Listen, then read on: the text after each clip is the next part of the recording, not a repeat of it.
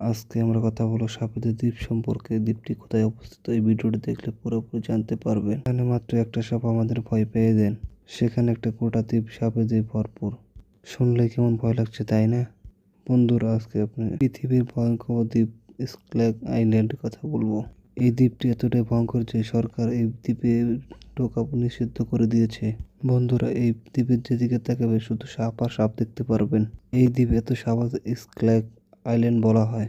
স্থানীয় মতে এই দ্বীপটি সাপেদের দ্বীপ নামে পরিচিত। আটলান্টিক মহাসাগর ব্রাজিলের উপরে অবস্থিত।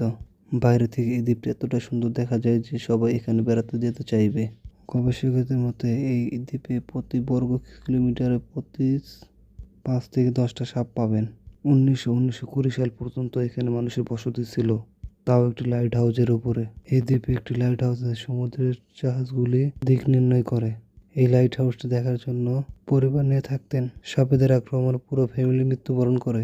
সেখানে আরো একটি গল্প প্রচুর। একজন এক জেলে কলা সংগ্রহ করার জন্য এই দ্বীপে নামার পর গাছ থেকে একটি সাপ সবল মারে। ওই ব্যক্তি বোটের কাছে পৌঁছানোর আগে মৃত্যুবরণ করে। স্থানীয়রা বোটের কাছে তার মৃতদেহ দেখতে পান। এই সমস্ত কিছু শোনার পর আপনাদের যে এত সাপ এখানে কিভাবে এলো? কিছু মানুষ মনে করেছে যে এখানে অনেক গুপ্তধন সাপেরা পাহারা দিচ্ছে। কোনো জলদস্যু এখানে লুকিয়ে রেখে গিয়েছিলেন। সেই গুপ্তধন দেখভাল করার জন্য সাপকে এখানে ছেড়ে দিয়ে গিয়েছিলেন।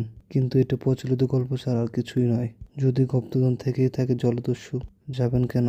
পরের জন সেই গুপ্তধন নিতে আসবে, সাপ তো আক্রমণ করবে। আজ থেকে 11 বছর আগে এই ব্রাজিলের অন্তর্ভুক্ত ছিল। এখানে বিষাক্ত বড় বড় অনেক সাপ বাস করে। এখানে বাস করে king cobra, anaconda, black mamba, অজগর, আরো বিশাল বিশাল অনেক বড় বড় সাপ বাস করে এই দ্বীপে। এই সাপ ছাড়া আর কিছু দেখতে পারবেন না। সাপ এমনই সবল মারে যে কোনো প্রাণী 10 থেকে 20 মিনিটের মধ্যে মৃত্যুবরণ করে।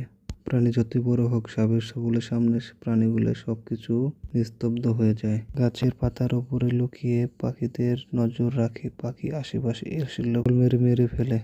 সুযোগ বুঝে তাদের উপর আক্রমণ করে। তারপরে জীবনে ঝুঁকি নিয়ে কিছু মানুষ অবৈধভাবে এই দ্বীপে প্রবেশ করে শুধুমাত্র সাপ ধরে চোরাই বাজারে বেশি দামে বিক্রি করার জন্য। ব্ল্যাক মার্কেটে এই সাপেদের প্রচুর দাম হয়। আজকে আমরা কথা